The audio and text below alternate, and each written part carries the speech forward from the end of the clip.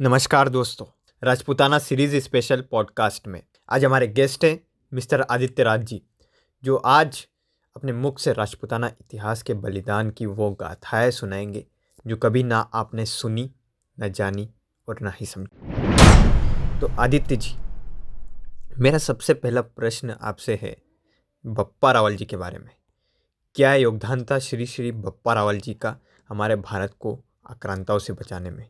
उनका कितना बड़ा योगदान रहा और उनका वो इतिहास भी हम जानना चाहेंगे जो हमें कभी भी नहीं बताया गया। जी बिल्कुल। लेकिन इससे पहले मैं बप्पा रावल जी की गाथा स्टार्ट करूं, मेरा सभी दर्शकों से एक प्रश्न है। मात्र कुछ सालों में पर्शियन सिविलाइजेशन खत्म हो गई, बेबीलोनियन सिविलाइजेशन खत्म हो गई, मेसोपोटेमियन सिविलाइजेशन भी खत्म हो गई। लेकिन ऐसा क्या हुआ था कि यह भारतीय सभ्यता, हमारी जो सनातन संस्कृति है, इतने वर्षों के संघर्ष के बाद भी आज भी जीवंत है, आज भी जीवित है? इस प्रश्न का उत्तर है हमारी इस कहानी में। तो आप सभी दर्शकों को दिल थाम के इस पूरी कहानी को सुनना पड़ेगा। जी सर। 712 में जब अरब से आए आक्रांता, 712 एडी की मैं बात कर रहा हूँ, 712 एडी में जब अरब से आए आक्रांताओं का साया भारत की ओर पड़ा, सिंध पर मोहम्मद बिन कासिम का हमला हुआ था और सिंध पर उसने उस टाइम पर कब्जा कर लिया था। सिंध पर अरब से आए आक्रांता पूरी तरह से कब्जा कर चुके थे। मंदिरों को तोड़ रहे थे, गुरुकुलों को जला रहे थे, ब्राह्मणों को जिंदा तक जला रहे थे और हिंदुओं का धर्मांतरण किया जा रहा था। अब सिंध पर कब्जा करने के बाद मलेच्चों का अगला निशाना था मेवाड़, जहाँ का गढ़ था मुख्य गढ़ चित्तौड़गढ़। ध्यान रहे, बप्पा रावल उस समय वहां के राजा नहीं थे, उस समय वहां पर मान मौर्य का शासन था। जी, तो बप्पा रावल मेवाड़ के राजा शुरू से नहीं थे। जी नहीं। उदयपुर में एक जगह है जिसका नाम था नागदा, और नागदा में था राज्य बप्पा रावल का। और उसी नागदा में एक संत रहते थे जिनका नाम था हरित ऋषि, जो शिव जी के बहुत बड़े भक्त हुआ करते थे। तो उस समय बप्पा रावल जी हरित ऋषि के पास गए जब उनके अंतिम श्वास गिन रहे थे। उन्होंने उस टाइम बप्पा रावल से कहा, मांगो, तुम्हें क्या चाहिए? आपने हमारी बड़ी सेवा करी है, मांगिए आपको क्या चाहिए। तो बप्पा रावल जी ने कहा, मुझे अपना बड़ा साम्राज्य बनाना है। क्योंकि नागदा जाहिर सी बात है एक छोटी सी जगह थी। तब ऋषि ने कहा, जाओ बप्पा रावल, भगवान शिव हमारे एकलिंग जी तुम्हें चित्तौड़गढ़ का राजा बनाएंगे। ऐसा आशीर्वाद हरित ऋषि ने बप्पा रावल जी को दिया और वो स्वर्गवासी हो गए। अब यहाँ पर आपको एक बात को समझना पड़ेगा, ध्यान से सुनिएगा। अगर उस समय अरबों का आक्रमण चित्तौड़ पर हो जाता तो मान मौर्य उसे बिल्कुल भी संभाल नहीं पाते। इसलिए चित्तौड़ पर कब्जा करते हैं बप्पा रावल जी, यानी कि काल भोज। उनका दूसरा नाम काल भोज भी है। ठीक इसी टाइम पर सिंध की ओर एक और ज्वाला धधक रही थी। अरबों ने उस टाइम पर सिंध को पूरी तरह से रौंद दिया था। सिंध के जो राजा थे, राजा दाहिर, उनकी लाश को जला दिया, मंदिर, गुरुकुल सबको नष्ट कर। और जब सिंध में बची एकमात्र ज्वाला थी राजकुमार जय सिंह, जो थे राजा दाहिर के बेटे, जिनको अरबों ने मरा हुआ मान लिया था, लेकिन वो मरे नहीं थे। ध्यान रहे, मतलब उस टाइम अरब लगातार बढ़ते जा रहे थे और भारत की संस्कृति को रौंद रहे थे। जी बिल्कुल सही समझ रहे हैं आप। कच्छ के रास्ते से राजकुमार जय सिंह पहाड़ी पगडंडियों से होते हुए पहुंचते हैं अपने आशा के पास मेवाड़ में। राजकुमार अकेले तो थे नहीं, उनके साथ कुछ उनके साथी भी थे। 740 एडी में वो पहुंचते हैं बप्पा रावल के पास।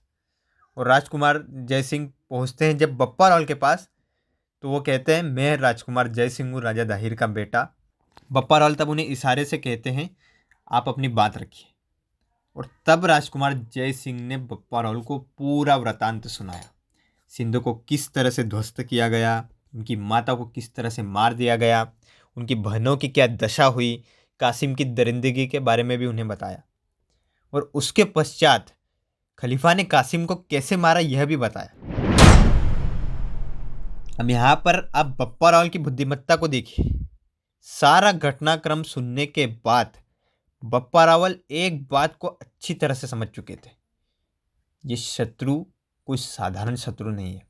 इसे अभी नहीं हमने रोका तो ये हमारे भारत की सभ्यता का, सनातन संस्कृति का पूरी तरह से नाश कर देगा। और तब बिना देर किए महाराजा बप्पा रावल ने कहा, सिंध का बदला अब मेवाड़ लेगा। उसी दिन से बप्पा रावल ने युद्ध का व्रत ले लिया था और अब उसी दिन से उस जाल को बनाने की वो शुरुआत करते हैं, जो कि आने वाले वर्षों में अरबों को खदेड़ने वाला था। उन्होंने पूरे मेवाड़ को बुलाया, बाहरी गांव से लेकर पुराने सेनापतियों तक हर जगह संदेश पहुंचाया। अब क्योंकि ये युद्ध सिर्फ सिंध का नहीं था, ये युद्ध अब भारत का हो चुका था। क्योंकि अगर भारत उस टाइम नहीं जागता तो इसका परिणाम आने वाली कई पीढ़ियों को भुगतना पड़ता। बप्पा रावल एक जगह स्पेशली बनाते हैं जहाँ पर युवाओं को तैयार किया जाता है, उन्हें युद्ध के लिए प्रशिक्षण दिया जाता है। जैसे आजकल हमारे ट्रेनिंग कैंप्स होते हैं, वैसे ही उन्हें हर प्रकार की विद्याएं सिखाई जाती हैं। अब इसके बाद एक रात बप्पा रावल ने प्रतिज्ञा करी थी, जब तक मेरी ये तलवार अरबों के रक्त से लाल नहीं होती तब तक ये मयान में नहीं जाएगी।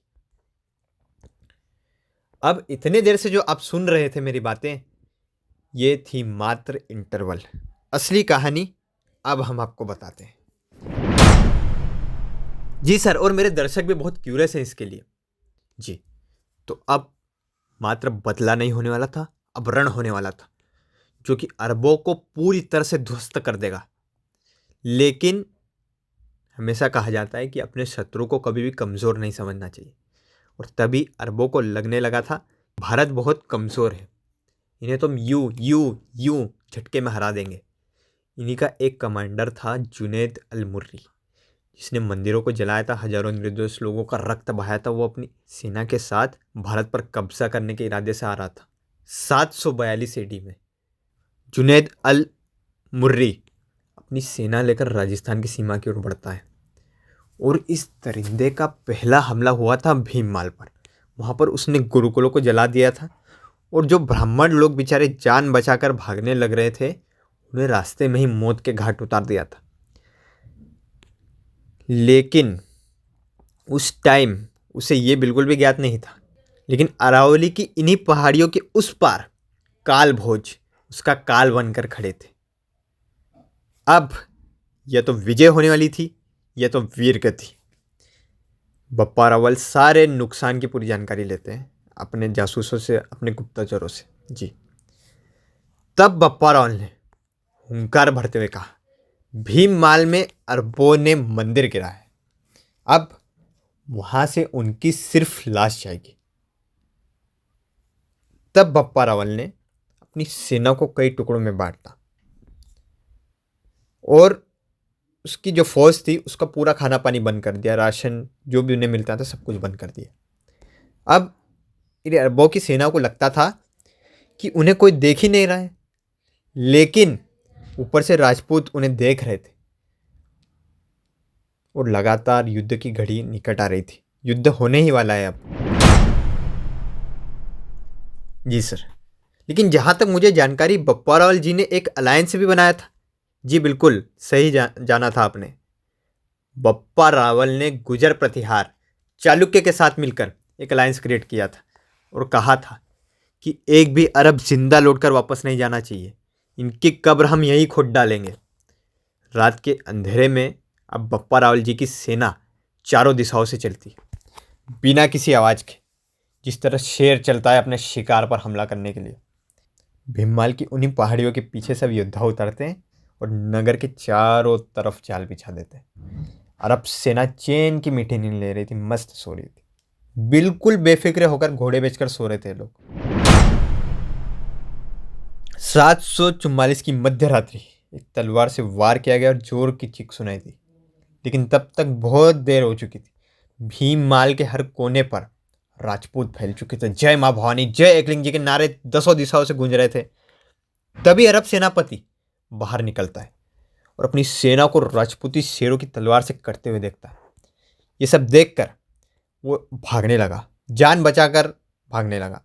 तभी बप्पा रावल ने उसे वहीं पर धर लिया था और क्षण मात्र की भी देर किए बिना उस आताताई का सर धड़ से उसी क्षण अलग कर दिया, बिना किसी देर के। भीममाल की जमीन को तो अब आक्रांताओं से मुक्त करवा दिया गया था। तब राजकुमार जयसिंह कहते हैं कि आज मेरे पिता को न्याय मिला। लेकिन बप्पा रावल को अभी भी शांति नहीं मिली थी। तब उन्होंने कहा कि ये तो बस शुरुआत है, अभी सिंध भी बाकी है। 745 एडी में सिंध में आया था एक नया सरदार और वो मंदिरों को लगातार तोड़ रहा था। यह खबर जैसे ही राजकुमार जयसिंह को पहुंचती है, वो पूरी तरह से आग बबूला, एकदम गुस्से में। साल 746 में बप्पा रावल ने पूरी तैयारी कर ली थी। अब उन्होंने तब कहा कि सिंध की सीमा पर अब मात्र दीवारें नहीं टूटेंगी, बल्कि वहां से अब इन अरबों का हम सर्वनाश कर देंगे। इस सोच का वहां से अब खात्मा होगा। पूरा सैन्य दल तैयार था। अब रण होगा वीरगति या विजय। और राजपूती सेना ने अब कूच कर दी थी। अपने शिविर में बप्पा रावल ने कहा, कल का सूर्योदय होते ही सिंध के सेनापति को पता चल जाना चाहिए कि आज उसके पापों का घड़ा भर चुका है। अब सूर्योदय हुआ, बप्पा रावल की सेना सिंध में घुसी और राक्षसों का वध करने के लिए बहुत आतुर हो रही थी। तभी अरब सेनापति को पता चला कि बप्पा रावल अपनी पूरी सेना के साथ हमारी तरफ आ रहे। तो वह हंसने लगा और कहा कि इनकी सेना कभी रेगिस्तान पार ही नहीं कर सकती। वो राजपूतों को बहुत हल्के में ले रहा था। लेकिन कुछ देर के बाद उसने देखा कि धूल उड़ रही है और उसी के बीच केसरिया पगड़ियां उसे दिखने लगी। अब ये सेनापति अच्छी तरह से समझ चुका था कि ये कोई सामान्य आक्रमण नहीं है। इन सभी का प्रतिनिधित्व करते हुए बप्पा रावल सबसे आगे की तरफ चल रहे थे। आंखें बंद करके जरा इमेजिन करके देखिए सीन कितना खतरनाक रहा होगा, कितना ही दुर्लभ रहा होगा। अब युद्ध आरंभ होता है। सिंध के किले की दीवारों पर तीरों की बारिश होने लगी। राजपूती सेना अरबों की गर्दनें लगातार उड़ा रही थी। राजकुमार जयसिंह अपने प्रतिशोध को पूरा करने के लिए सीधे सरदार के कक्ष की तरफ गए। वहां उन्होंने उस सरदार को देखा जिसके कारण उनका पूरा परिवार खत्म हो गया था। उन्होंने अपने मयान से तलवार को निकाला और शत्रु की गर्दन काटकर रक्त से अपनी तलवार को नहलाया और अपनी तलवार की प्यास को बुझाया। दूसरी तरफ बप्पा रावल ने किलेदार का भी वध कर दिया। अब सिंध में पुनः कई दशकों के बाद केसरिया ध्वज दोबारा लहराया और वहां अब शांति थी। लेकिन आपको क्या लगता है कि कालभोज सिर्फ इतने ही यहीं तक सीमित थे? क्या सोचते हैं आप? बप्पा रावल को अभी भी शांति नहीं मिली थी। वो काफी दूरदर्शी सोच रखने वाले राजा थे। उन्होंने तुरंत आदेश दिया, अपने सारे सेनापतियों को कहा, अभी हमें सिंध से बिल्कुल भी पीछे नहीं हटना है। हमें इतना मजबूत पहरा लगाना है कि इन आताताइयों की अगली 100 पीढ़ियां भी उसे तोड़ ना पाए। ऐसी अभेद्य सुरक्षा दीवार खड़ी करनी है। ये थे बप्पा रावल। धन्यवाद सर। हमारे सभी दर्शकों ने आज पहली बार इतने अच्छे तरह से स्टोरी टेलिंग फॉर्मेट में बप्पा रावल जी को जाना। क्या आप अपना फाइनल मैसेज हमारे दर्शकों को देना चाहेंगे? जी बिल्कुल, अवश्य। भारत की सीमाओं को भविष्य के सारे संभावित आक्रमणों से बचाने का काम बप्पा रावल जी ने किया था। आज का जो रावलपिंडी शहर आप जानते हैं, जो कि पाकिस्तान में है, उसका नाम भी रावलपिंडी बप्पा रावल जी के नाम पर ही पड़ा था। और बप्पा रावल ने इस तरह से इन अरबों को धूल चटाई कि उन्हें उठकर खड़े होने में पूरे 500 वर्ष लग गए थे। जरा सोच सकते हैं आप कितनी अभेद्य सुरक्षा दीवार उन्होंने खड़ी करी थी। इस पॉडकास्ट को देख रहे बहुसंख्यक लोगों ने यह नाम और इनका योगदान आज पहली बार मेरे मुख से सुना होगा। इसलिए मेरे दोस्तों, मेरा आप सभी से, सभी दर्शकों से एकमात्र निवेदन है कि अपने इतिहास को जानना बहुत ज़रूरी है, क्योंकि तभी आप जान पाएंगे कि आपकी नसों में किन वीरों का खून दौड़ता है, आपका अस्तित्व क्या है, आप किन वीरों की संतानें हैं, किनके कारण आज आप खुली हवा में आज़ादी से सांस ले पा रहे हैं। तो इसलिए इतिहास को मात्र इतिहास ना माने, इसे समझे, इसे सिर्फ पढ़कर छोड़ ना दीजिए। धन्यवाद सर। आज के हमारे इस एपिसोड में इतना ही। मिलते हैं राजपूताना सीरीज स्पेशल के अगले एपिसोड में। तब तक के लिए हर हर महादेव।